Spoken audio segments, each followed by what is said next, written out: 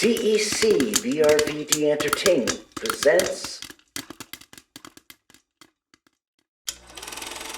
Scorpio Cinephiles with Rick and Blaine.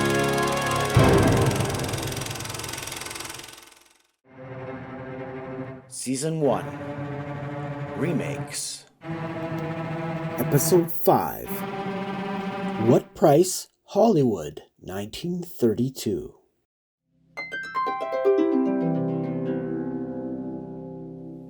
Hello and welcome movie and film enthusiasts to the 5th episode of Scorpio Cinephiles. My name is Rick Van Dyke.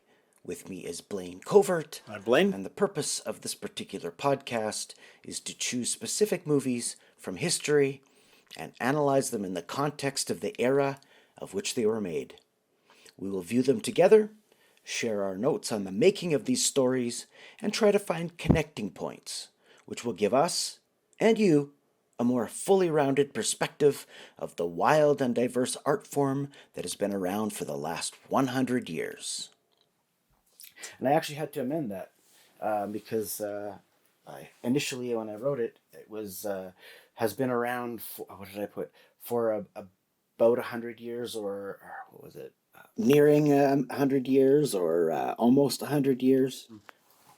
I didn't realize it had actually been over 100 years until I did a little. I was like, oh wow, 1908. Well, yeah, you did have a few studios that did celebrate their 100th anniversary recently, so yeah, it's definitely over 100 years. That's now. crazy. I'm sure, yeah. Century of filmmaking. Well over. Yeah, because Edison's Frankenstein was 1910, right? So yeah, it goes back a ways. Crazy. For sure. As you've heard through the episodes up to this point, I've sort of said the same thing at the beginning of each one as we've come up. This is our Scorpio Cinephiles mission statement. The purpose of this particular podcast is to choose specific movies from history and analyze them in the context of the era of which they were made. Which is important, right, Blaine? I mean, because we're covering a lot of territory, and even with the Star is Born series, we're covering history, not just movie history, right? Exactly, yeah. No, we're, I think, we've kind of learned a lot about A Star is Born, all the different ones we've watched, and then we also, in this episode, we're going to discuss the film that we weren't aware of, I wasn't aware of, and I'm pretty good with movies, and I didn't know about this one. Mm-hmm. And yeah, so again, it's that you find these little, nuggets of, movies, treasures, and that you aren't aware of, and that's always, I love that part. Yeah. And with the format that we're working with, and we want to maintain consistency, of course, we will view them together, right? And I think it's kind of like, I mean, we could have went with a format where, you watch the movie on your time, I'll watch the movie on my time, and then we'll hook up together afterwards and talk about it. Yeah. Now, the only thing with that is that, let's just say hypothetically, you just happen to have a moment like an hour after we talk, and you watch it, right? And I don't get to it for, I don't know, a couple weeks or something, or even longer, and then we're comparing notes on something that it's been a while since you've seen, and you know what I mean? Or even I think it's the other thing that could happen is that maybe the day that I watched it I had a bad day, and the day you watch it you had a good day. Mood certainly can affect. Yeah, so you can absolutely. Moods can really. I mean, you can have a completely different perspective of a movie. Absolutely. I think just because of the mood that you're in that day. So I think watching it together is certainly the best way to do it. And then I agree that also the other thing that I really like is watching them together is that we can kind of make some comments or just go, hey, holy crap, that was kind of wild. Yeah, or point out something. What was that line about? Or just little, we can sometimes I miss something and you point it out, or you miss something and I point it out, and then that's a good way. I think it's a good way to watch it together for sure. Yeah, absolutely, especially this one, because this is one that we. The one we're looking at today, What Price Hollywood, 1932. Neither of us seen it. I hadn't seen it. Didn't really know anything about it hardly. No, until I did my research for Star is Born, I didn't know of its existence either. Exactly. So. That's how we kind of stumbled across it. That it was just one of these things that we went, well, wait a minute, it's linking up to this movie all the time. What is this movie? So yeah, exactly. If we're going to do Star is Born, we better watch it, right? And, for sure. So that was. And this is definitely proto Star is Born, right? I mean, it's very much the same story. It's like, I mean, we'll get into it more in depthly as we go into this discussion, but to put it broadly, it's the same creature. And that's why we're kind of including it within the Star is Born filmography, right? Well, exactly. Yeah, and it's one of these films that even when the 1937 version was released, the original writers from this version, What Price Hollywood, sued the studio over plagiarism because they felt that it was so close to the story. So I mean, it doesn't have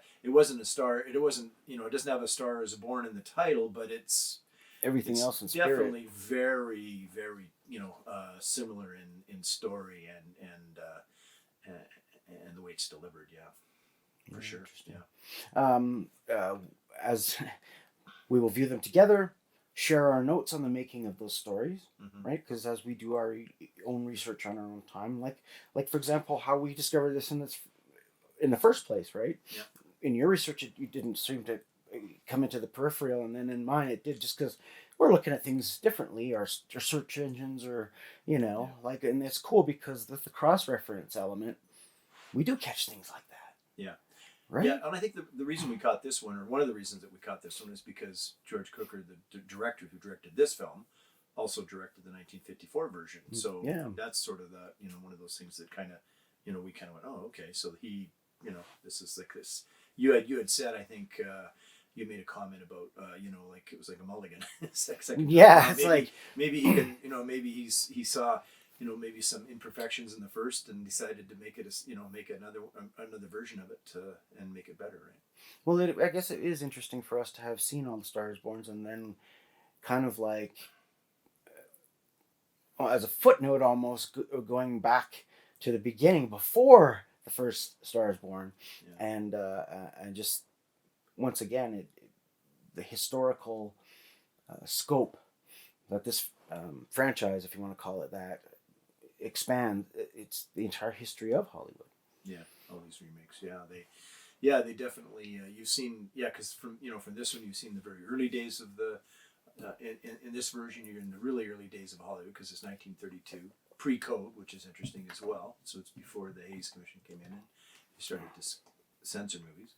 And then you got the 37 version, which is different again. With it's similar in the fashion that it's the movie industry and their actors, and and then of course in the 50s you get into the musicals, and then that's kind of the way it's been since then. Like from musical to music business, I guess. Yeah, went into the music business. Yeah, like musical in the 54, but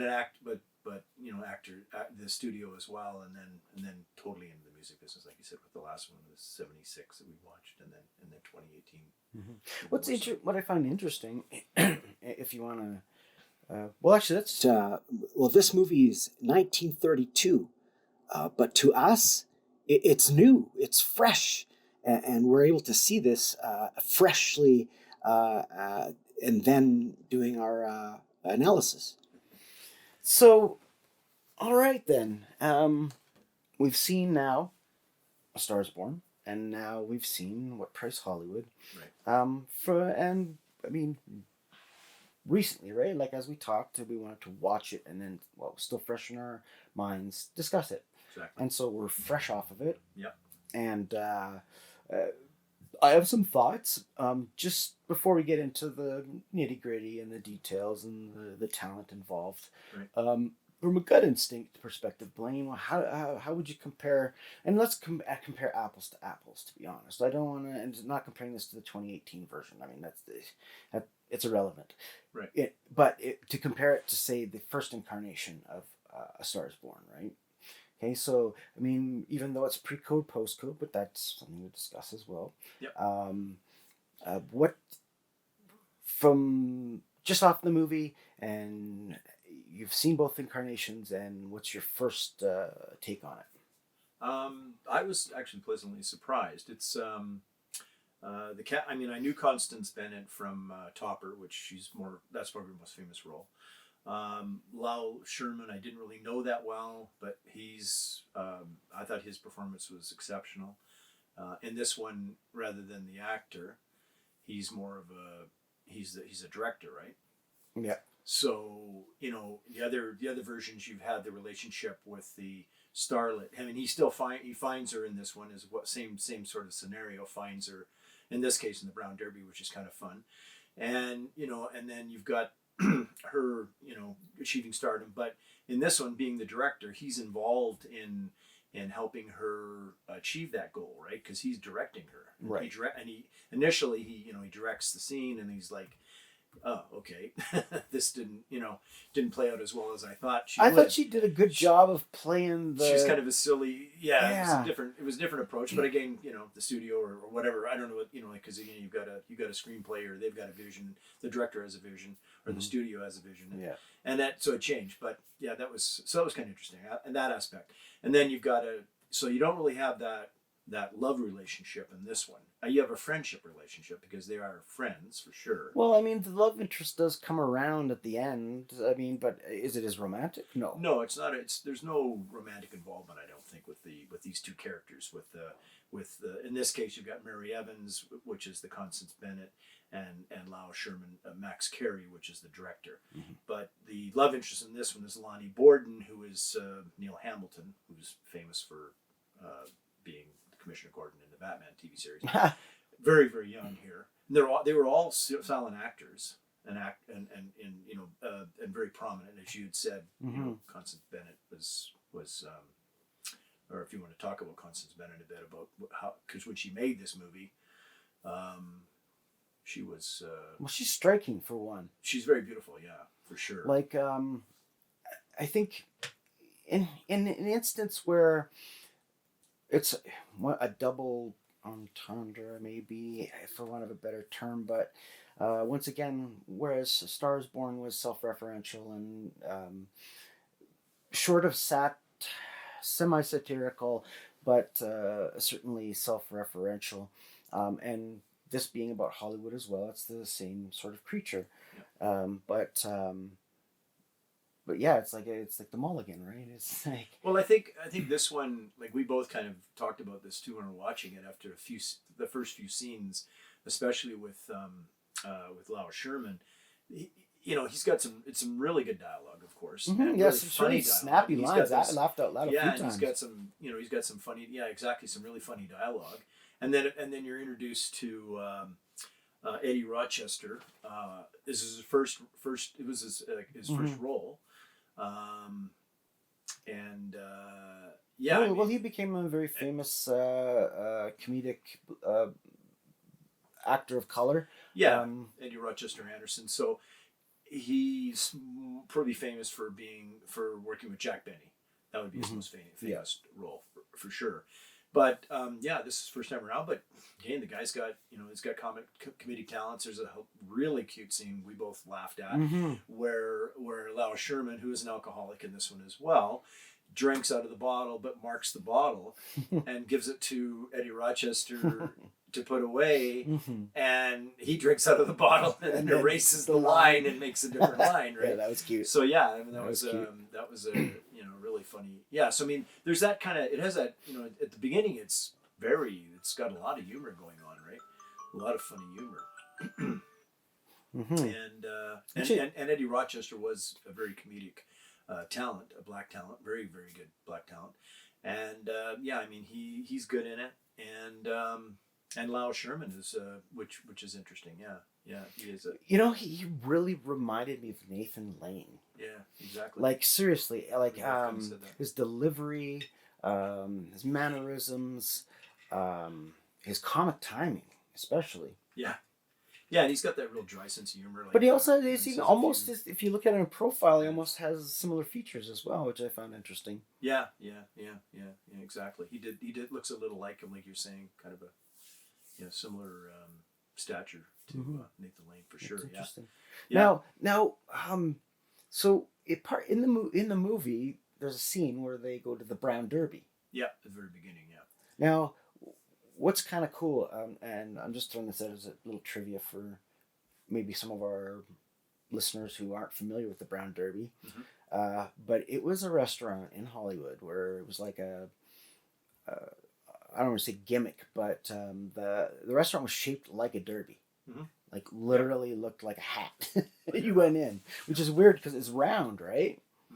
Mm-hmm.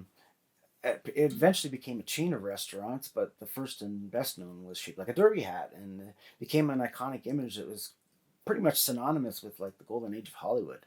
Yeah. Opening like 1926, and yeah.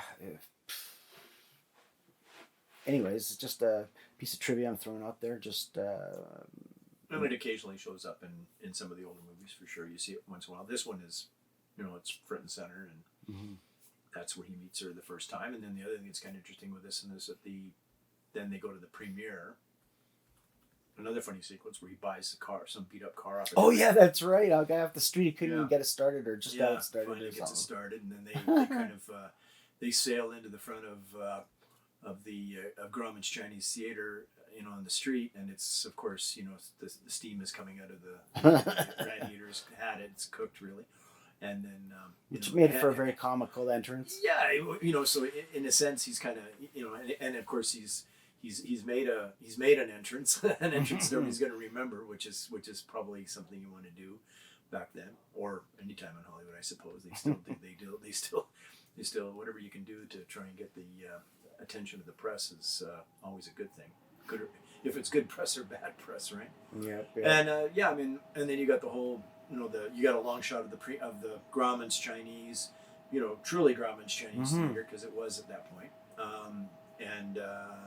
It's kind of a cool scene. The premiere movie. He's taking her to this premiere movie and at Grauman's Chinese Theater. Well, you know quite a bit about the Graumans because of your own personal experiences with that particular venue, right? Yeah, exactly. My father was very good friends, and I with a gentleman Elmer Haynes who managed Grauman's Chinese Theater, and in the 70s, whenever I went to LA in the summer and stayed, I would go down with him to work, and he would he'd drop me off, and I'd kind of hang around Hollywood and Hollywood Boulevard and Sunset, and maybe go to the studios. At that time, he knew everybody at the studios, so I could kind of and that was back before you had tour. I mean, Universal was still the tours at that time. Right. I went to Warner's and Paramount Studios at that time, and they were it was just kind of like you'd go around with a security guard in a golf cart and kind of show you stuff. That's pretty cool. Go on the set and watch stuff, but. Yeah, just the theater itself has got a fascinating history, and it's, it's an amazing. I mean, the original theater is massive, and then you've got a secret balcony called the Cathay Lounge that all just the celebrities would go in to watch films, and then they could watch them up there and not be bothered by the regular patrons, folk. The regular folks, and then there's all kinds of.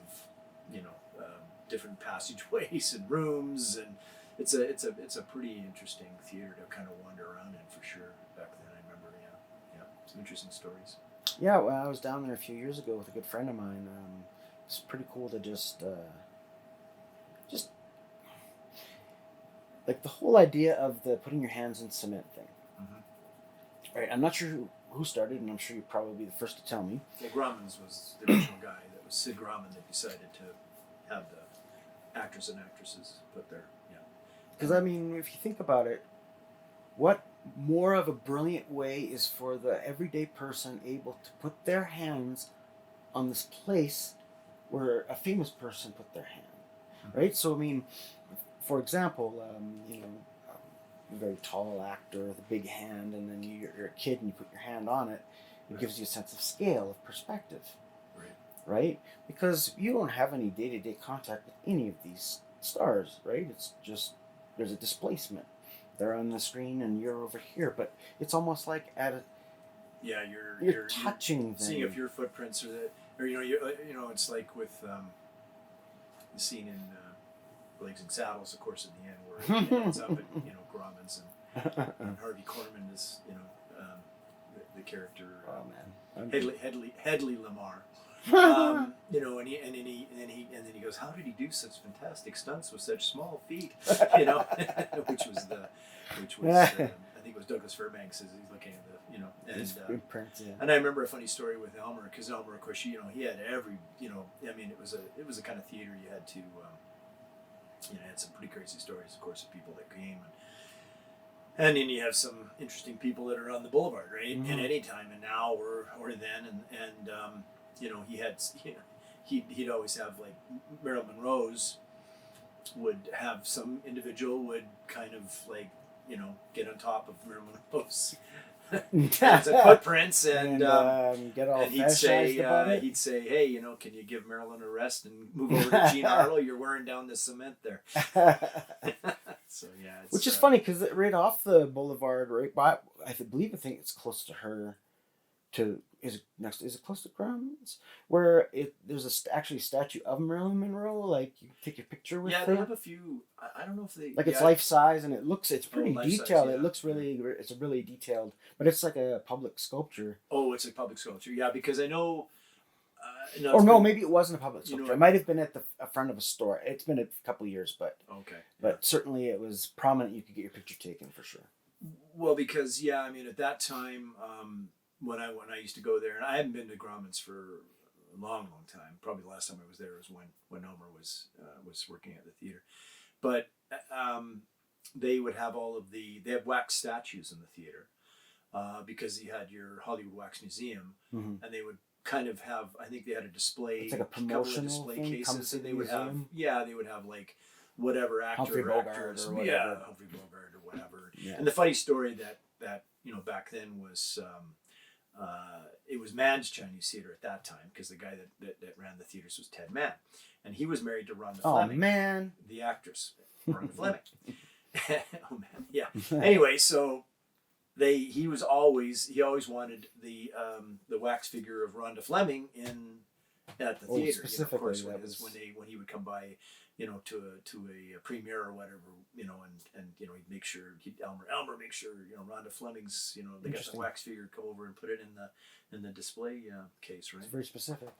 Yeah, well, again, that's Hollywood, right? Yeah. It's not what you know, it's who you know, even if you're a wax dummy. I remember at the premiere of I was there at the premiere of Heaven's Gate, and Michael Cimino was in the very center of the theater. There was lots of people. It was quite a big, because that was a pretty big premiere, right? Because that was this was after Deer Hunter, so he was definitely everybody thought this was going to be the movie, right? Mm-hmm. And Chris Christopherson as well, which we just watched, of course. Yeah. And anyway, I was in the theater. I was a few rows back with my mom, and and Cimino asked one of his helpers, lackeys, go get me an ice cream sandwich. Okay. Well, and I talked to Elmer afterwards about this, because this whole thing was like, this guy had to get up, and then he went off, and he disappeared, and then the show started. He had to come back. He had to go through the whole, it took him a long time, right? Yeah. And I just it's one of those things you kind of make a mental note, especially when you're sitting in a few rows back, and somebody's going, has to make all the way from the end of the row to the middle of the row to give, and this and it's a big theater, right? This is it's a big theater. Yeah, I would say, I don't know, we'd have to look it up, but it's maybe, I don't know, 2,000 seats. Holy mother! Yeah, really? Is it that big? I think it is. Yeah. Wow. I know they added 2 more theaters. Like average movie theaters, what, 200, 300 these days? Well, nowadays, yeah. I mean, like, I understand you got to fit a whole bunch into a multiplex or whatever, yeah. But I mean, just as a single standing theater, that's massive. Yeah. So anyway, sorry. So basically, this guy does come back with an ice cream sandwich. So we talked to Elmer later afterwards. I was sitting, I noticed it. So Elmer says, yeah, what happened was that his helper, whatever, went out to get the ice cream sandwich. We didn't have any ice cream sandwiches in our lobby. He had to send them to the Egyptian Theater, which was down the road, about a block away. Okay. And that's where he got the ice cream sandwich and brought it back and gave it to him anyway. So there you go. But there you go. I mean, that's the same. We're talking about, the Hollywood and, yeah, it's the way people expect things to be done. But for sure. I mean, yeah, it is what it is. Hollywood is Hollywood, right? It has been, probably always will be, really. Yeah, there's always going to be. Yeah, anyway. Now, getting back to the Brown Derby. Mm-hmm. Now, the actress in the movie works at the Brown Derby, right? She's a waitress, right? And very much like A Star Is Born, she's the striving actress wanting to get her big break, and you're always trying to like hook up, working in the service industry, trying to hook up with people who are prominent in Hollywood because it is in Hollywood, and so those parallels are there. Yep. They're both blondes, right? Yep. Or is she's blonde from the get go. So there's no no transformation. There's no transformation, and she's very pretty.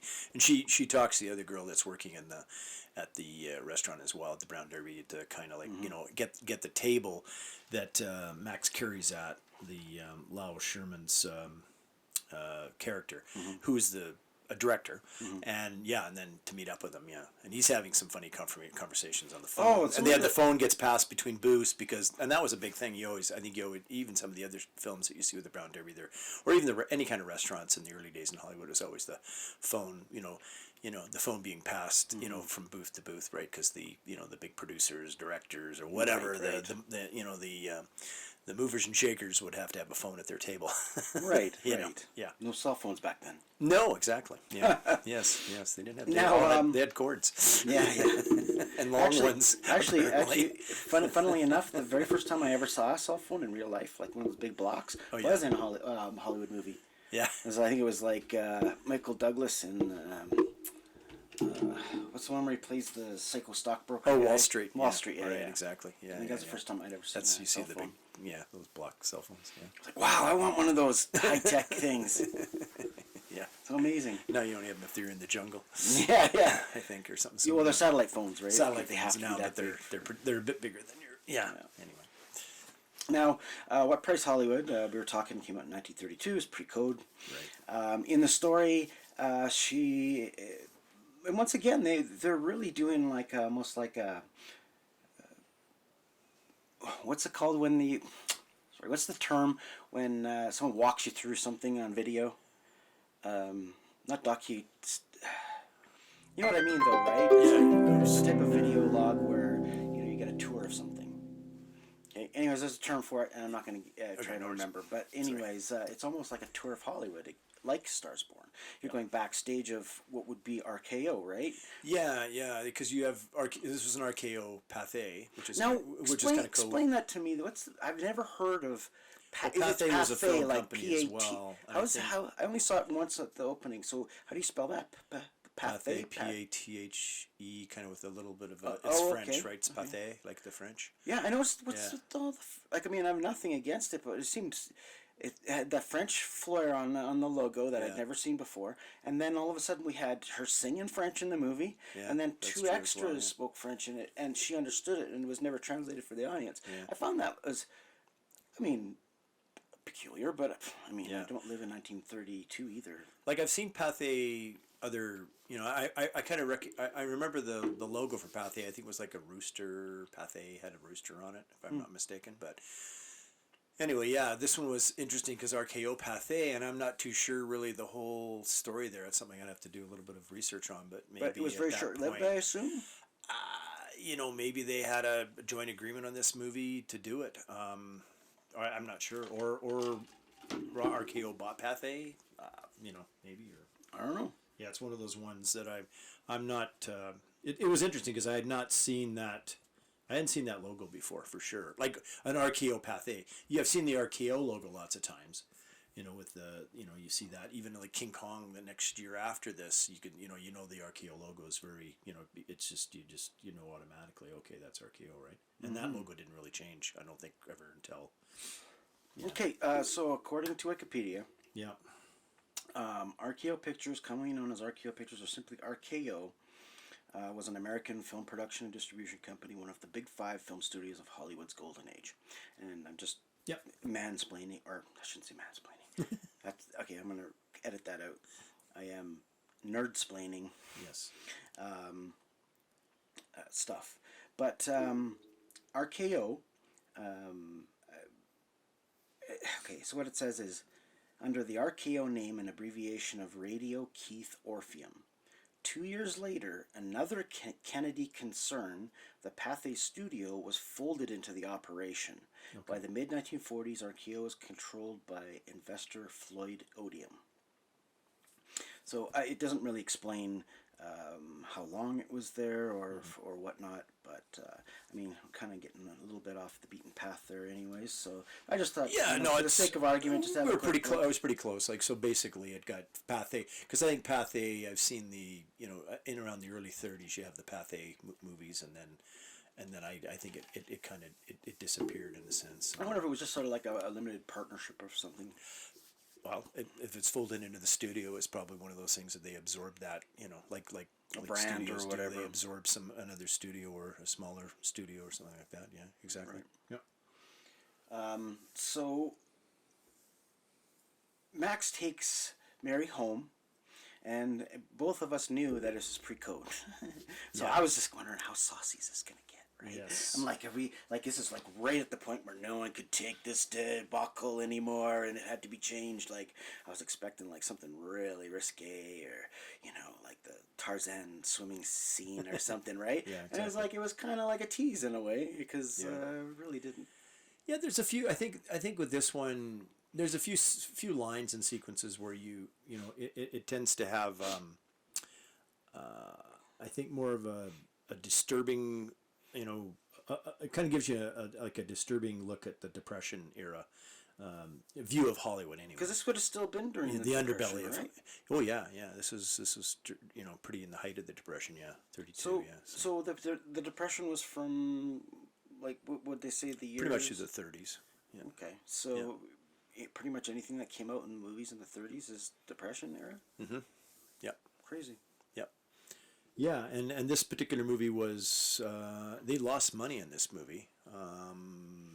I don't know the budget I couldn't find anything with the budget on it, but they said they lost about $50,000, which would be, I don't know, like about 900,000 today or whatever. So Which is ironic because. But I mean, movies back then were made, they were far less than what they are now, of course.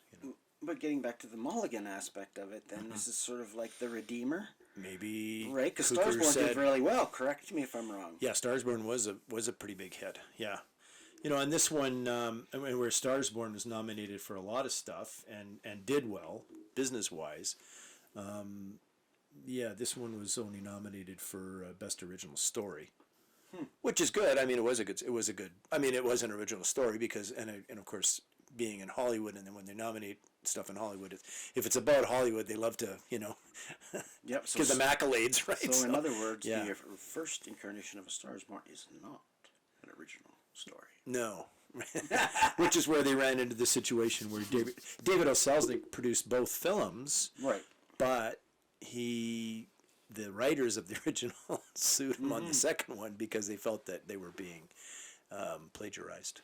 So Now, in terms of flavor, because any film has a dramatic narrative, and it doesn't necessarily have to be drama, but just something that a series of events that carries a story along, and you get to a perceived conclusion. Now, to compare what Price Hollywood to A Star Is Born, I think in this particular version, it's almost like they don't really dwell on the alcoholic part of it, and if it is, it's kind of played for laughs in a way. Like, it is tragic that he kills himself in the end. Spoiler alert, 1932. yep. But how would I say it? It has more levity. It doesn't take itself as seriously, if that makes sense. Yeah, well, it doesn't. I don't think you have the consequences the same as you do in the other versions, because in the other It's the versions, same outcome, though, really, in the wash. Yeah, I get that part, but I think in this one you're where the other versions you're dealing with a loved one that's an alcoholic. Then it has Right, I then guess. This one he's a good friend, but you have the love interest is basically the Neil Hamilton character, who's a kind of a rich. We're assuming, we didn't really get anything. I was going to say, did we ever find out No, what he did yeah. for a living or what? I don't think he did anything for a living. I think he was just a very wealthy, rich kid, because he was playing polo at the beginning, and I think he just had lots of money, and he was probably dating all of the female actresses and leading actresses at that time, and that's kind of how. Because I mean, even the original meeting is like, oh yeah, he just dates blondes, or he's done on blondes, right? So yeah, I mean that you have that. You have the Constance Bennett, Neil Hamilton. Their love triangle. Their not triangle. Their love relationship, which has its own little interesting things because she's always being pulled into whatever needs to be done. Oh, and the really other good character I think in this that we didn't talk about is the Julia Sachs, who is played by Gregory Ratoff. The paparazzi lady. No. Ratoff is the studio head. So he's the crazy accent. He's always always mangling everything. Yeah, yes, man. You know how to move. They just do that. Yeah, and he's he's No, he's supposed to be Italian. Or? No, he's supposed to be he's more Slavic, I think. But okay. But he's based on. Now, does the actor have that accent, or is it an accent put on by the actor? Well, Ratoff I've seen Ratoff in other stuff, but to be honest, I think this one, he's basically the story goes that he was basing this on Samuel Goldwyn, who was an actual studio head, and that's the way Samuel Goldwyn would talk. He would mangle. Does he have an accent? He would. Yeah, he was. European Jewish, okay. so he had that really heavy accent, and he would mangle words. And in this one, there's a lot of things where he's saying things, and it doesn't come out. Sometimes it comes out right, and other times it doesn't. Yeah. So, yeah, so he's really good, and so you've got you've got that. He's very demanding. He's quite demanding in this, but it's not a nasty demanding, but he definitely expects a lot of his actress, Mary Evans, Constance Bennett, to do interviews and even on their wedding, they go for their wedding, but she's got to come back. Well, you can't go on a honeymoon because I've got to do some reshoots on your last movie, and that's more important than your honeymoon. And that's where I think the relationship between her and Lonnie Borden kind of falls apart because he doesn't want to share her with Hollywood or be second fiddle because she's all everything is she's being the other part was pretty good too was the head hopper kind of lady who comes and she was to great. Interview him and she's really talking but she wants to interview them performance. together. She wants to interview the Mary Evans and the Lonnie Borden, and he's kind of like, yeah, I don't really want to be, and she wants to see everything. I want to see your bedroom, blah blah blah blah blah, and then he says, do you want to do the line? You can do it. Oh, okay. He says I have my appendix in the other room in a glass. If you want to cut, and then he leaves the room, and then picture of that too? Do you want a picture of that too? Exactly. And then he leaves the room, and then they're both sitting there for a couple of seconds, and then she says, is he going to bring it back? Is he bringing it back? Is he going to show us? Yeah. So that was kind of fun. So yeah, I mean, there's so she's been. So it does show that whole the uglier side of Hollywood where they want they want you to be available all the time, and that was kind of the thing that kind of split up their relationship. So there's that part of the film where you have their relationship becomes fractured by the whole Hollywood studio system, and it's just so demanding, and they break up, divorced, and the Max Carey character, he gets too drunk to make movies, and then the studio head says he fires him, and that's it. But she kind of bails him out, at the literally bails him out, yeah, and help writes all and takes care of all his bad checks because he's written bad checks. He's really fallen into the gutter. Gets him out, brings him home, tries to again. A friend saying, look, you gotta, quit drinking. There's no real long sermon in this one, but there's enough there where you get the gist of it, and she wants to try and help him out. She's hoping that he'll have a good night's sleep, dry up. She'll maybe help him out in the morning, get him set on his right way, get him back, sober again, and then he can start making movies again because he was a good director. I mean, there's sequences where he is making the movies, and he's quite competent, and he helped her achieve. Well, he discovered her, but he also helped her in the movie. Said, here, you need to, and he'd go through the scene with her and show her how to do it. Yeah, that kind of stuff. So, and then you have the sequence, of course, where this is an interesting sequence because we've had. All the versions. Well, we watched two versions where there's the drowning, of course, and then we watched the version, the last version, or the 76 version, pardon me, where they, drove, he drove the car. Well, that was kind of an ambiguous, did he die? Was it a suicide or whatever? But in this one, it's definitely a suicide. Right. So the interesting thing here, I want to kind of go through this, is like we both watch this sequence, and so he discovers a gun in a drawer because he's looking for matches. But they established that previously, though. Well, he does. He's looking for something, and he sees the gun, and then he goes back to the room, and he's drinking a bit too, and then he goes back to the room, and he kind of looks himself in the mirror, and he realizes that and there's a photo on the bureau, and he sees that, and he sees the difference, and then he's like, and then he goes back and gets the gun, but there's and then when he shoots himself, you have this, like, literally everything flashes. His past flashes before him, which is an amazing sequence. It was almost a really cool scene for 1932, right? I know, a very French New Wave kind of way of cutting it. You don't really see it that time. Yeah, and then and then he died. And then he doesn't shoot himself in the head. He holds the gun on his chest, right, and shoots himself. So again, it's kind of a weird suicide, and.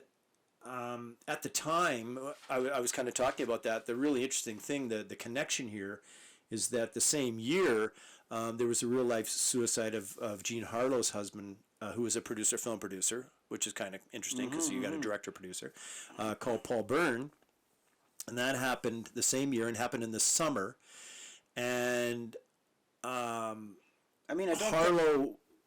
was hounded by the fans and the press so much, which is similar in this one as well, because that happens to Mary in this one, where she's hounded so badly. I mean, they're climbing over her walls. They're trying to get into her house. Yeah, and they're jumping up into the. They're jumping out of the balcony, and it's just crazy, right? And this literally happened to Jean Harlow in that year, and. Like I say, it happened in the summer, and those headlines, both blonde movie stars, very pretty. Jean Harlow, beautiful lady as well. Absolutely. And her husband shot himself as well. Again, it was, and they have all the headlines in this one, talking about, their inquests and stuff because they're trying to figure it out. And that's kind of what happened with the Jean Harlow situation too. And it was like I say, the headline started in the summer, and that didn't end until November, and that was when Franklin D. Roosevelt was elected president. And so then again, and that's really weird because you've got this movie that was shot before that year, like it would have been shot probably 31 or whatever, but the similarities between that is striking. Art. Well, I mean, I think I might even have said this in a previous podcast. Not that there's been that many of them, but it's a case of art imitating life and life imitating art, right? Yeah. I mean, it's like the blurred line. That's what makes it art. Yeah. Right? Even if it's unintentional, right? When it from a zeitgeist perspective, it really only makes the movie, I guess, the suspension of disbelief is less because it's a reflection of life, I guess. Yeah, and the other interesting note, I don't know if you saw this or not, or on your research, but the other thing I found that was interesting is that Lowell Sherman, who played the director in this, and Max Carey, he switched. He was an actor. He was a silent actor, but he switched to directing. He did direct movies. In fact, he directed a couple of really big ones. He directed She Done Him Wrong with Mae West.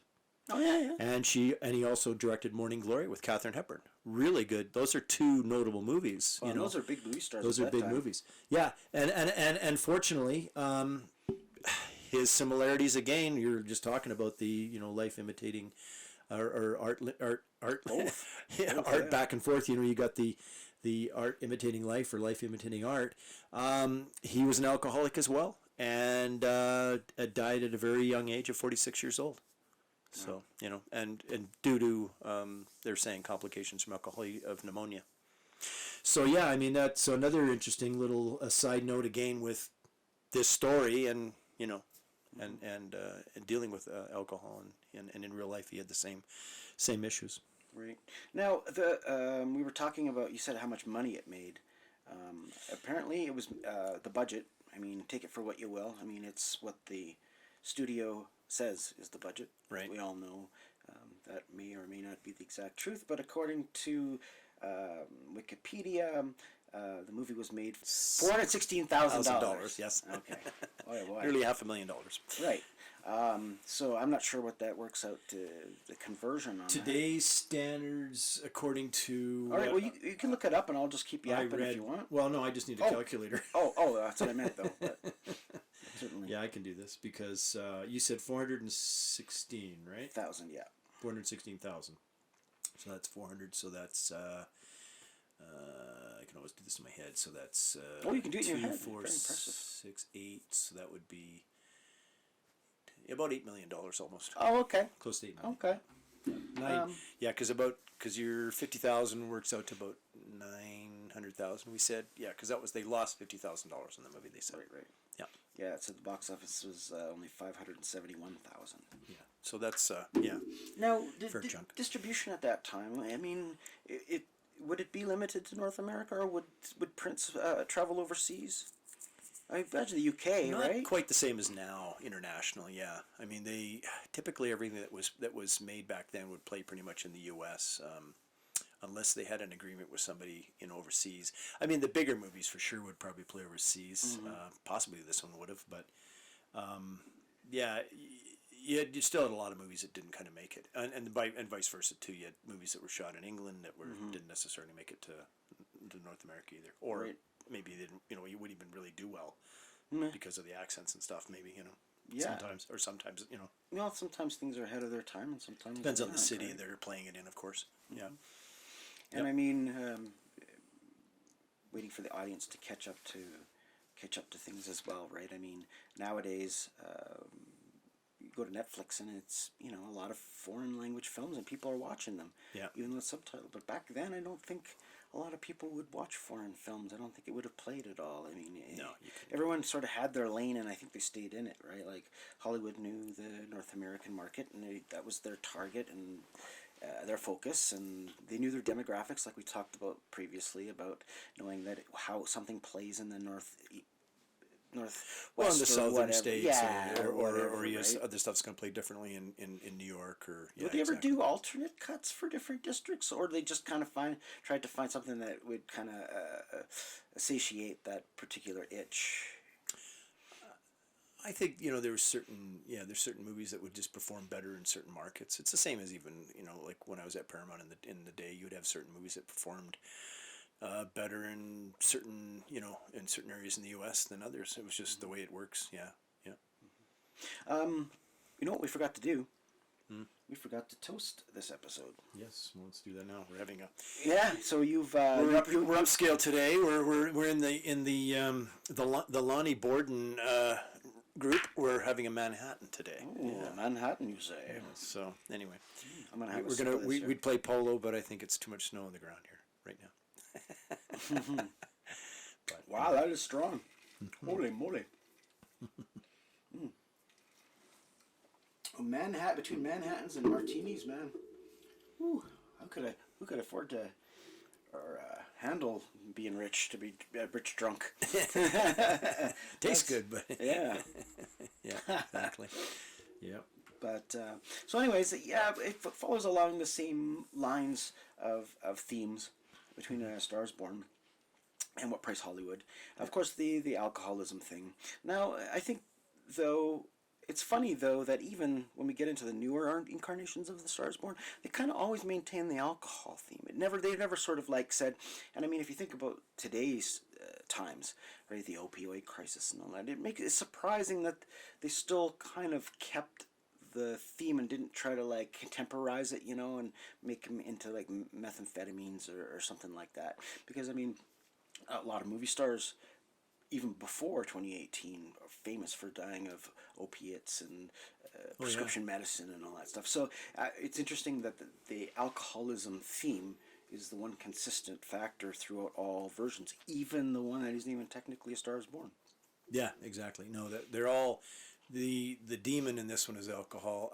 76 version, you got a little bit of Coke, of course. But yeah, it's always the main demon is definitely alcohol, and I think that's something when we kind of talked about that fact that everybody has probably someone that they know that has an alcohol problem, whether it be family or relative or whatever. Well, and sometimes it's the most socially acceptable addiction, I guess. Yeah, well, other than coffee. Yeah, so I mean, and they've and I think everyone's probably had seen that where somebody it destroys someone's life, right? And I think that's where these guys in Hollywood, I think even back as far as this in 32, those writers, they would have seen that. Maybe, they saw an actor. They're like, we were talking about the transition between silent to sound, and a lot of guys didn't make it, drank themselves to death. So yeah, I mean, that was definitely still pretty fresh, right? And the same in 37 version, you still had that pretty fresh, and that's one of the things, and I think it's still even today. You've got lots of really talented actors, actresses, singers, male, female, that sometimes performing artists in general that sadly alcohol is the kills them in the end. Now, just getting back, because we're talking about the history, right? Yep. We're always trying to refer on the timeline where we are and where the world is at in these particular circumstances. Now, you had mentioned that it was the Great Depression, a part of that. Part of time when people didn't have a lot of money, and escapism to the cinema is a big thing, right? Because people want to live vicariously through the rich, watching them on screen. And we talked about that in absolutely previous podcasts or whatnot. But my question is like, you had mentioned that a few of these talents had transitioned from silent to sound. Well, this particular movie, all the actors had made silent movie, had a career in silent movies for sure. But I mean except for I don't think Neil Hamilton was probably, because I'm mistaken. Neil Hamilton, I believe, was kind of a leading man in silence. But so, Constance seems pretty young, though. She looks young, but she actually had a pretty good, as a kid kind of thing. A pretty good amount of movies underneath her belt by this time. Or something. Well, younger. You could be 16, 15, 16 years old and an actress and be acting back then. There was no, age. Child laws. There's no restrictions on filming them. So. Yeah, no, she was pretty young, and she did, like I said, it's interesting. Now she did well known for Topper with Cary Grant, where they're the ghosts, which is a fabulous, really fun movie. She made. Now I just want to say, right off the go, that, and I'm not sure if I mentioned this already, but this Constance Bennett, man, she's just an amazingly attractive person, and I don't mean that just physically from a physical perspective, because I mean it's obvious. Yeah. But it's like she's got those Bette Davis eyes, or very what I mean, very movie starish looks, which works for. The role as well. I mean, but and she had the outfits then, and also she could show a little more then because it was pre-code. That's right. So you did have a couple of cleavage, but never anything outright. Yeah, she had some pretty like in the one sequence where the Lonnie Borden character. Which is kind of weird. See, we kind of thought it was weird, but he kind of breaks into her house and oh yeah, because he's made Let's this. Make a list of the offenses. The offenses that's taken place here. Breaking and entering, kidnapping, possibly a little assault. But anyway, I mean, I'm meeting ritual. Gets her to this dinner that he's surprised he didn't set up by her hair with a club. Yeah, exactly. Pretty primitive there for sure. So, but he gets her back and then gets her to this, and eventually she kind of falls for him, and which is not a good lesson for young girls. No, right? Don't look to break in Hollywood. Yeah, you don't want to. Yeah. Well, and then there's the other pre-code thing where, and or even just kind of interesting with Hollywood these days, of course, because it's becoming more and more apparent. Is that at the one table when she goes to the one guy at the table when she's at the Brown Derby serving, and he tells her that he's got a role, and then but she knows that the involvement in getting this role is to go to bed with the guy, and then she says something along the lines of, we don't want to bring up that story about the 17-year-old. Oh, and he's trying to force her into it, and then he says, "I'll talk to your boss," and then she says, "Oh, I'll talk to you. And then we'll tell people about the 17-year-old that you know." So yeah, I mean, there's that sequence which is a little pre-code, and the other thing pre-code too. Well, there was another scene in the Brown Derby 2, which it kind of came quick, but it was interesting for back then. Was there was kind of a lesbian in the scene in having cross-dresser dinner. Anyways, Well, I'm assuming, or yeah, like definitely had a man, like she had she was dressed up with a suit, and got up and he made a, kind of admonish, about her outfit, a joke, and where's your tailor, who's your tailor, right? Anyway, so that would be, that would have been after the Hayes Commission came in, forget it, like, and the other sequence when they're in the bedroom, like they have separate beds. well, they ask straight out in the movie, right? The reporter asks. Her asks, do you sleep in the same room? But didn't she say same bed? She didn't though? say. I thought think she she said said about that- beds. I think she was talking about the same room. Oh, didn't she say something about a single bed? Maybe I'm just reading. Maybe into single it. bed. Maybe she did say. But they did have twin beds. But there's a sequence where she lays down beside him on the bed, and even though they're married, that was persona non grata after 33. 34, So, you had to have male and both female feet on really, the floor, Interesting. and if you were in bed, they had to have both feet on the floor, or if they're not like sitting, they have to be sitting on a bed. They couldn't lay down in the bed together. Yeah, so that was It's interesting. And correct me if I'm wrong. There was something about toilets. You couldn't show a toilet or something. That I'm not sure about, but it's possible. But from what I understand, it was one of the things that Apparently, that Alfred Hitchcock had kind of broke the rule on, I guess. Because there's the Psycho, scene I in guess.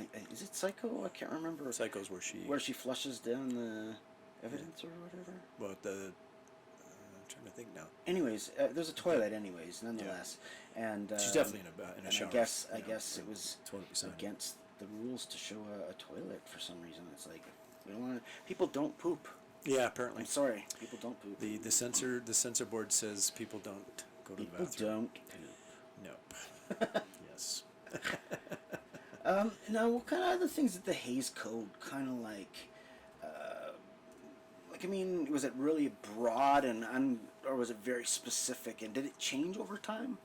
Because it ran from 34 to 68, right? Yeah, long time. Yeah, no, it was definitely. They had a stranglehold in Hollywood for years, right? And then it started to fall apart in the late '60s because of the Independent. just protest independent movies and a lot of the new Social director, change. the new directors, social changes, like like a lot of protests and stuff at that time. There was burn the bra and protests for war and protests, all kinds of protests, and yeah, they were getting tired of the stranglehold, and they just said, no, we're going to just start making movies, and the way what real movies, like real stories and stuff. Well, I got rid of the Hays Code. What's that? I got rid of the Hays Code. You got rid of the Hays Code? I did. Oh, I you said, did? when I'm born, it's going to be the end of this. And that was what happened. And 68 came, and lo and behold. Bam, gone, eh? Thank God. Thank God Rick was born. What would you do without me?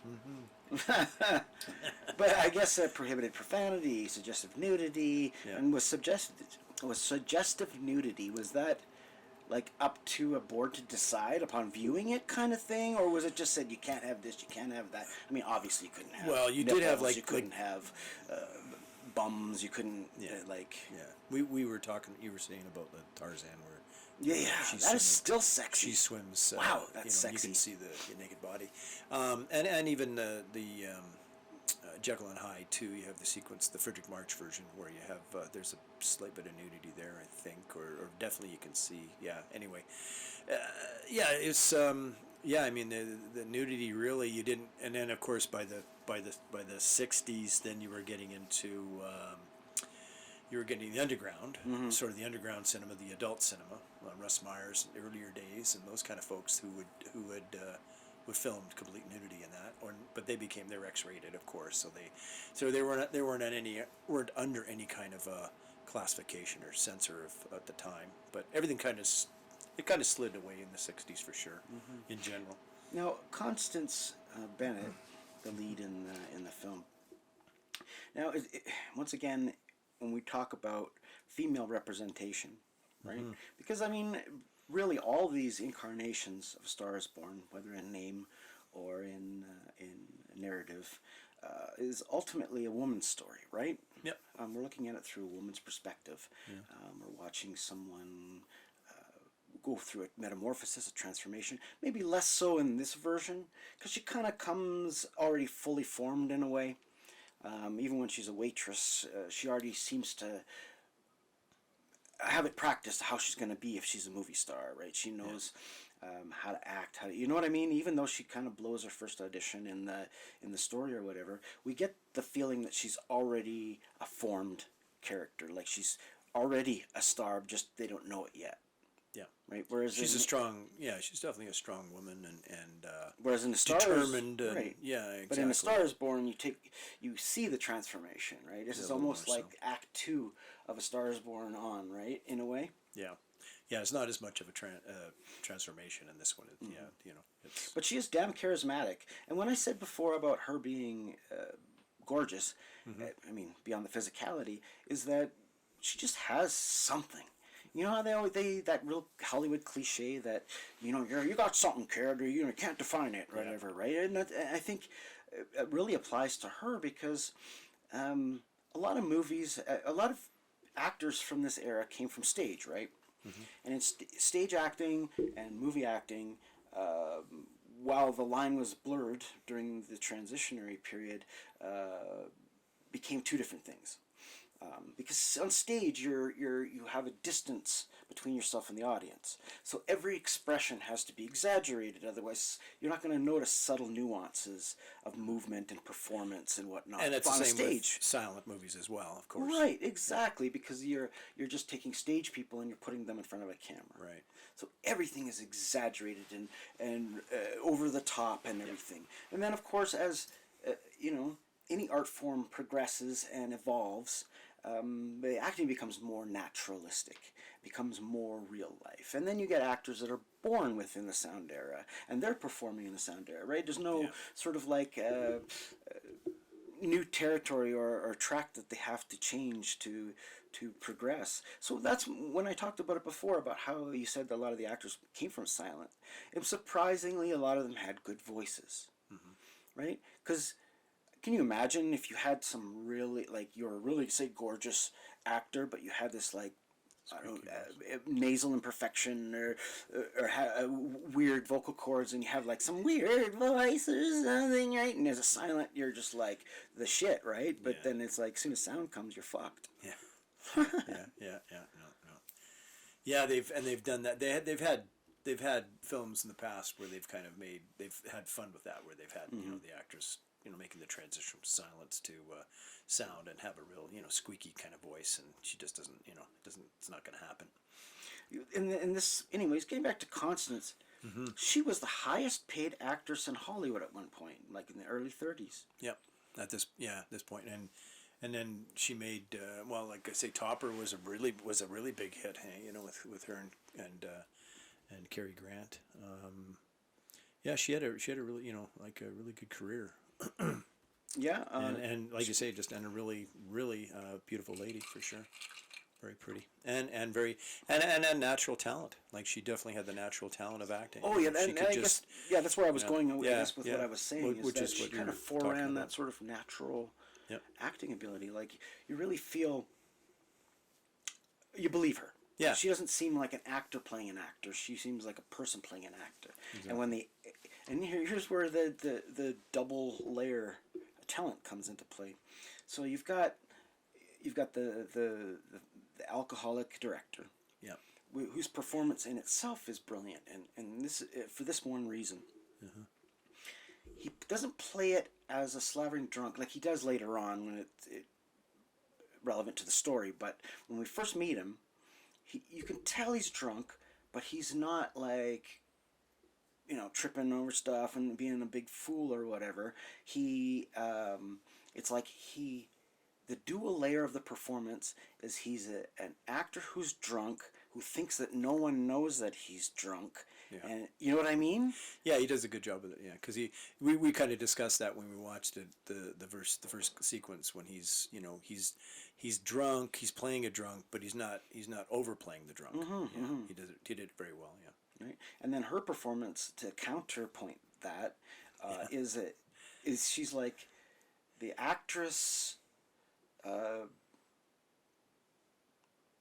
puts on an actor personality. Yeah.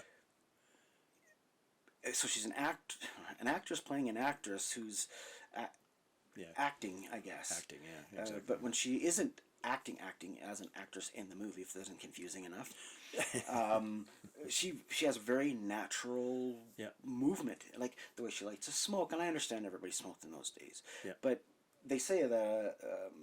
And she has some good comedic talent there too. I think. Yeah, she's pretty snappy. She's very funny. Good timing. Yeah. But just the way she walks and the way she moves, and then how those movements and that performance changes when she's not in front of reporters, when she's not in front of people, right? So you even though it's not as obvious a difference between the previous namesake to the Vicky whatever in Star is Born, Vicky. I mean, her name doesn't change for one in this one, right? Yeah. So they don't. Yeah, they don't. Yeah, it's kind of interesting because they did that sequence where they did the. Well, make her a small town girl. They showed her footage of the sequence that he did, the shot of her going down the stairs, and and then the studio head. Gregory Ratoff, the guy that played it, kind of says, "Oh, what's her name? Oh, Mary Carey. Oh, we'll have to, or Mary Evans. We'll have to change that." And then Lowell Sherman kind of he's got his feet up in the chair. And like that. He just really relaxed. You see the smoke coming up from the and he just kind of pops his head up and says, it says because and then also. Ratoff says, "Oh, I've discovered her." And he said, "Who discovered her?" And no, I don't think you need to change your name. Mary's a pretty good name. So yeah, this one it works and it was kind of funny. They kept the name. So and the other ones they played around with it. Now, do you find that sort of the more levity approach and less dramatic approach to Star is Born? Do you think that harms its message at all? And that's why they made the change when they went off to make A Star is Born, that it was taken a little bit more seriously, being that's the same sort of I think creative talent, I think they wanted to create this. I would imagine that from here on in, you kind of have this. Again, you got the relationship between the two lovers in the film, and the one is an alcoholic. So you're going to have. Yeah, it's a little bit different. So yeah, I don't think you can have as much comedy. You can have a little bit of comedy. You can have some characters that are funny, like in the 37 version. You've got some characters in that one which are funny, like Lionel Stander. I mean, he's he does come off like he's a bit of an asshole at the end when he attacks March at the bar in the sense of verbally, and then breaks him down after he's sobered up. But I mean, I think once you've got the two lovers and you've got that serious situation where the one's is an alcoholic and he's gonna create her and the other's gonna excel, then it has to be pretty serious. Yeah, I mean it has to have a certain. I mean they have a certain amount of comedy, but definitely. By the end of the movie, it's very serious. Yeah. One thing I found that was interesting is who did the music for this movie? No, Max Steiner. Well, Max Steiner, yeah, he did. Well, he did, yeah. Well, he did a lot of shit, but I mean, a lot of tunes. He's probably got an IMDb list that's But I mean, King Kong. Yeah, well, Come RKO. on. He was at RKO for a while, and then he went to Warner's too, right? He did a lot of some of the Flynn movies, and yeah, he did. Steiner's got a huge list of movies that he did. Yeah, but now it almost seems like it would have been like not the beginning of his career, maybe because his sound is just coming in. So yeah, early days for sure. Yeah, and then King Kong was a year after this. Yeah, I mean, and talk about a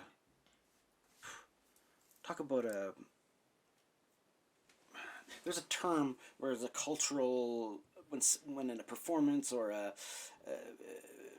something in the cultural zeitgeist sort of hits like lightning, and there's a term for it. I can't remember, but it's one of those moments. King Kong. King Kong is definitely, You know, in cinematic and in pop culture history, period.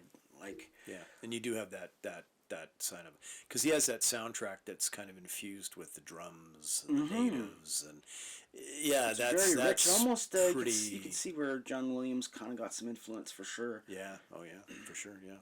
All the guys that did scores later on certainly. Would have. Max Steiner was definitely the guy to. Yeah, for sure. Charge of the Light Brigade. Yeah. Like I said, he did a lot of the Flynn stuff. Yeah. I think Dodge City, and there's a few of the. I mean, he was at Warner's for a while too, right? So busy guy. Yeah, he did a lot of. He's got a pretty amazing career. Now, and I guess another obvious comparison is that this is in black and white and Stars Born as color. Yes, that's true. Actually, yeah, we kind of we both. Yeah, because it was one of the early Technicolors. Which is interesting because I think that was my first comment on the very first episode. Yeah. I was surprised. I thought this would have been black and white. You thought it was going to be black and white, yeah, and you were surprised it was in color. Yeah. Because once again, for various reasons that we went over previously, and you can check out our first episode for more detailed synopsis on that aspect of it. But in regards to, once again, in the timeline and where we are in history and whatnot,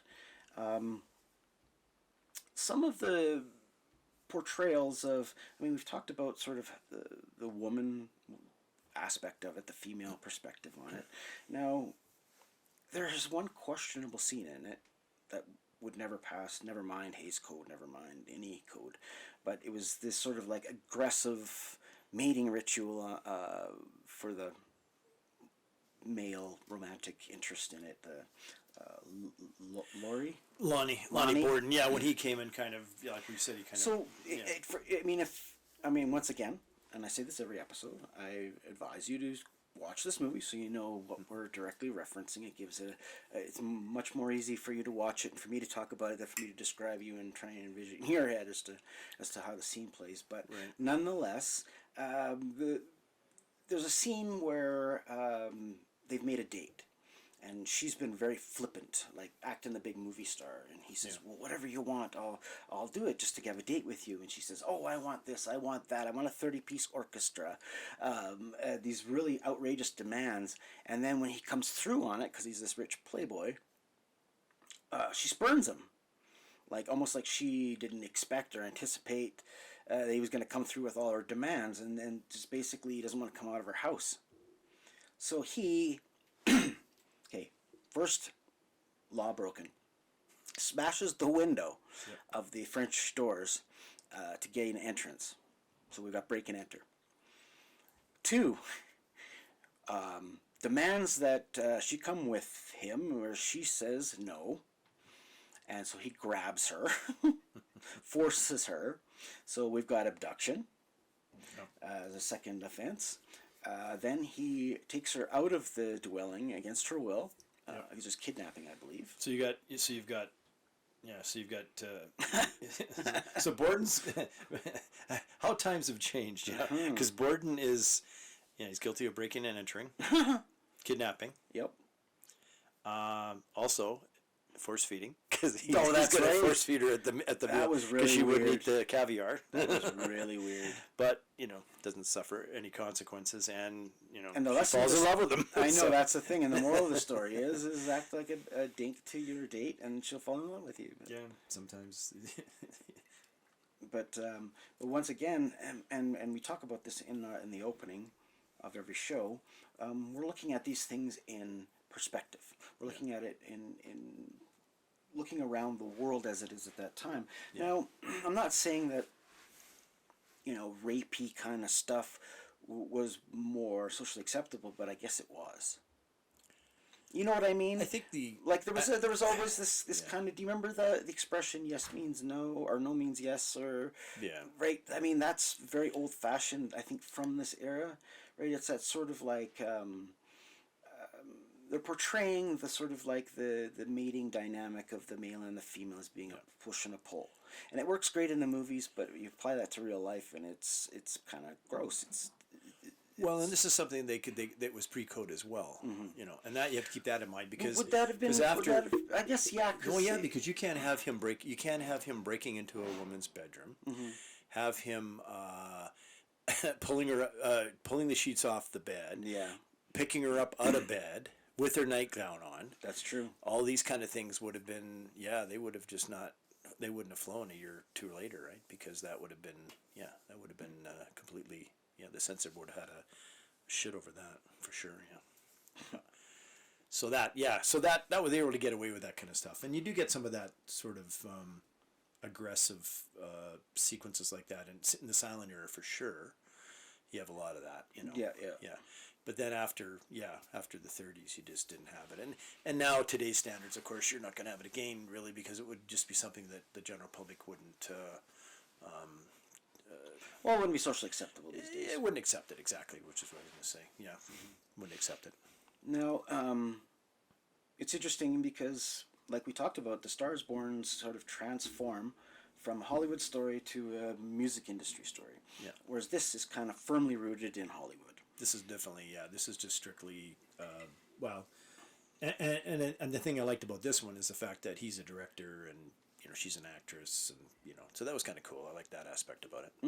That was kind of fun. Now, I just want to mention the cinematography was pretty damn good. Like the shots were pretty solid. I saw some really good montage type of stuff, especially the editing at the end where he George Cukor was a really, really good director, and now that would have been hard to edit that kind of stuff back then. You'd have to take like frames of film and just cutting them so infinitely small. Like I mean, that's just crazy. Well, and you got that overlapping imagery as well, right? Because you've got the overlapping imagery of.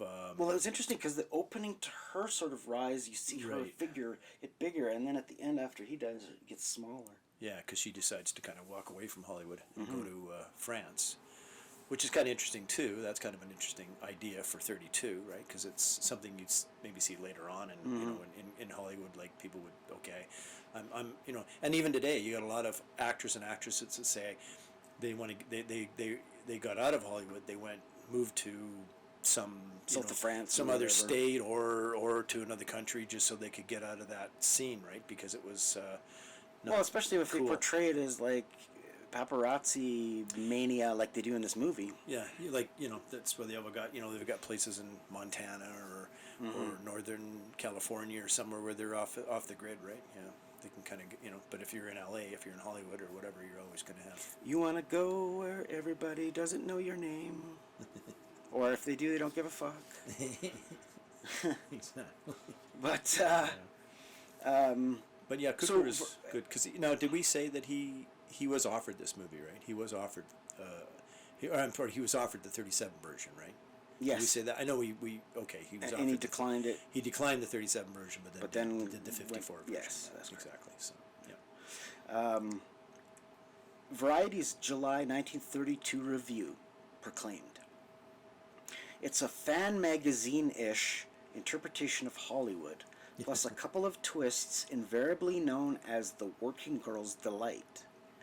Cukor tells it interestingly, not so much for show people perhaps, but the peasantry will like it as an amusement even if it fails to fully convince them to.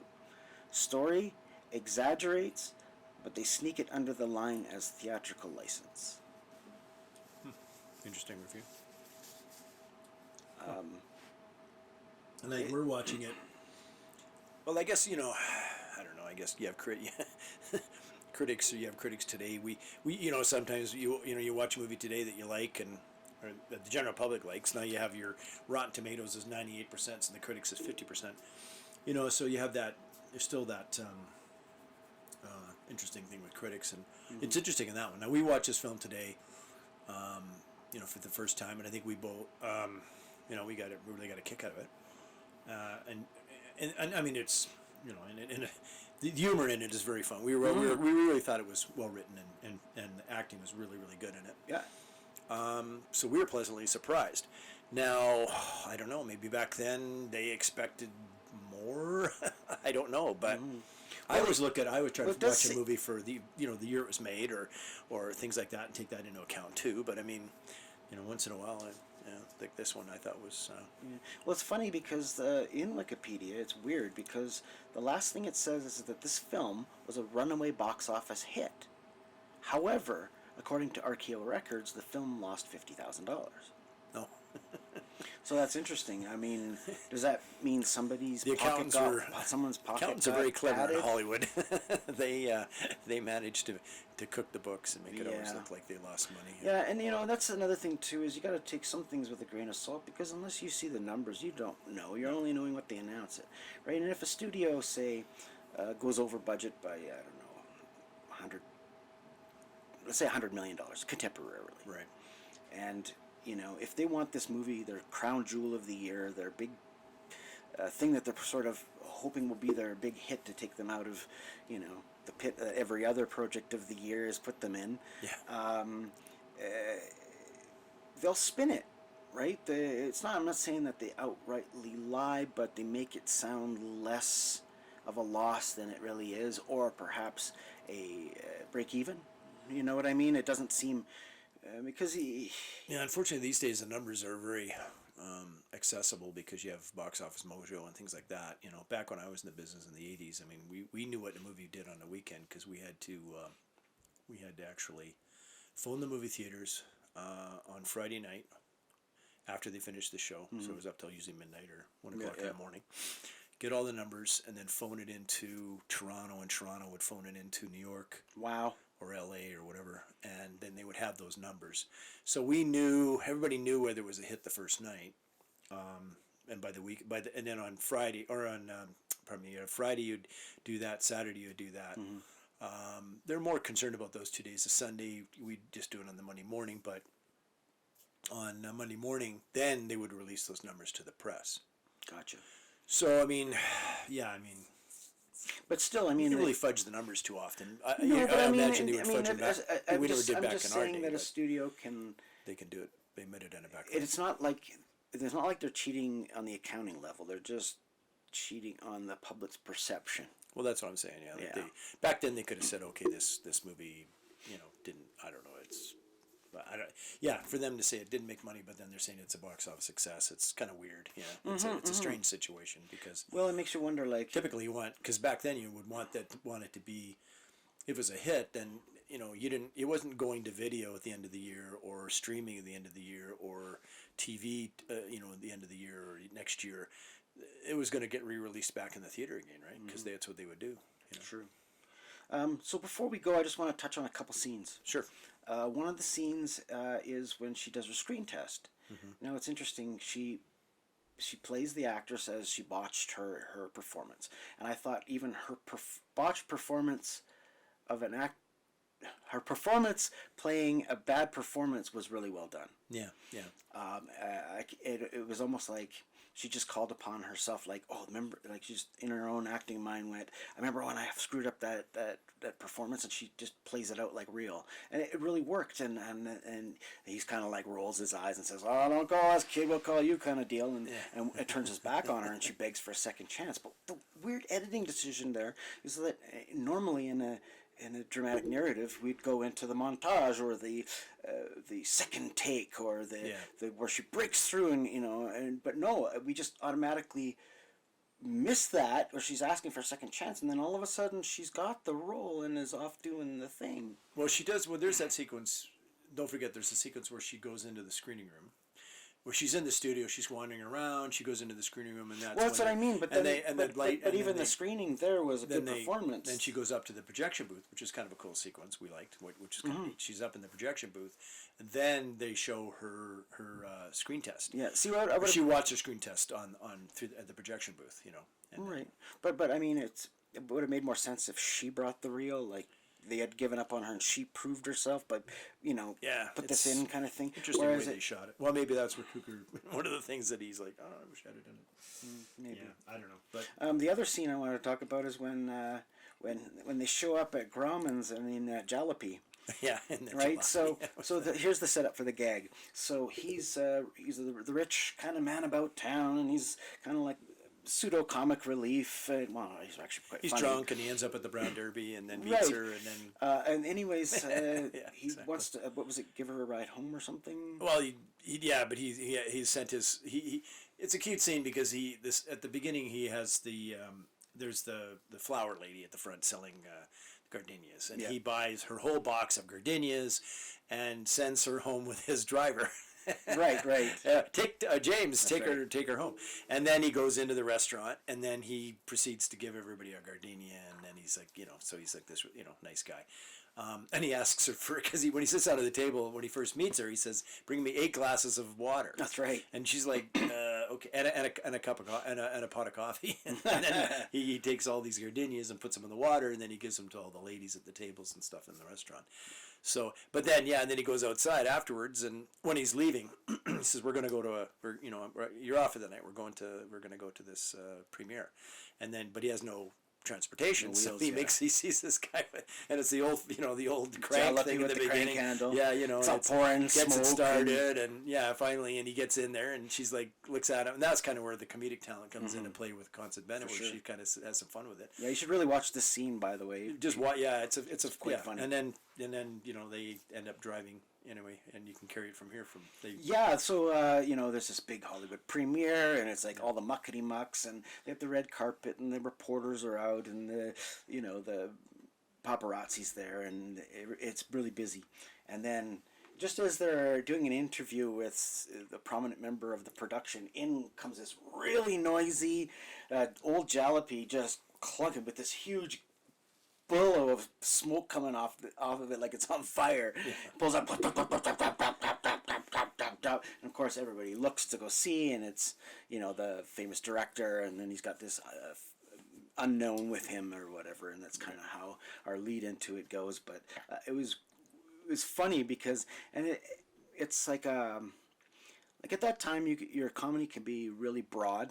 And it could be like played over the top, like Three Stooges or Marx Brothers or whatnot. But then when you play it out as real, it's a different type of humor. It's like real life humor. It's like these people are reacting in a way that people would react if the director showed up for this premiere and like this. Yeah, it has like again, he makes this big huge this entrance that everybody notices. And I like how they kept it ambiguous too. It's like he either A, doesn't give a fuck what people think about him, and therefore he's just going to get her to the church on time. B, he's either wants to say a big fuck you to Hollywood and just spoil the day and just make a big scene, or 3, he's just an alcoholic who just doesn't realize what's going on, doing crazy things. Yeah, because he buys the car. The guy says, "Can I buy your car?" And he says, "We take $35," and he's how about 50?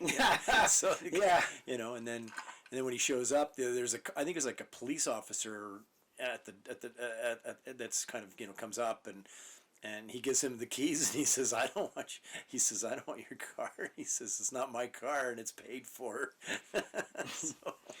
It's pretty funny. But anyway. So very interesting, and it's cool to see the Proto Stars Born.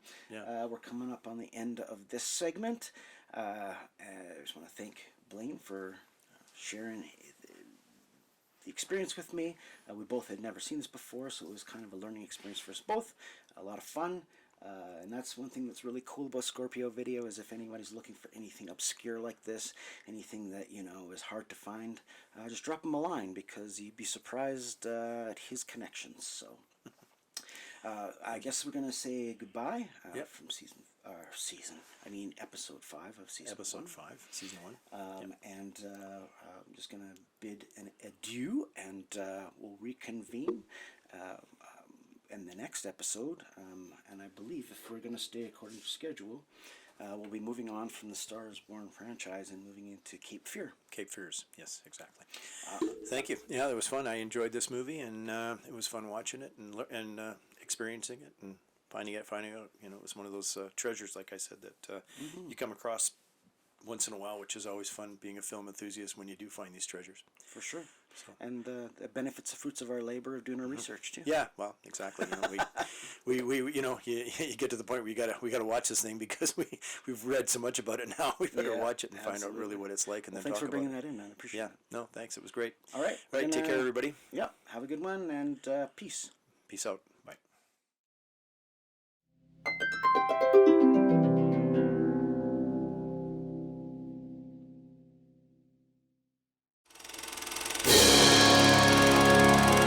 The end of this episode. If you like this content, feel free to leave a like. To hear future podcasts, you can subscribe, but be sure to put on your notifications, which will let you help us beat the algorithms. Scorpio Cinephiles. Copyright Scorpio TV 2023.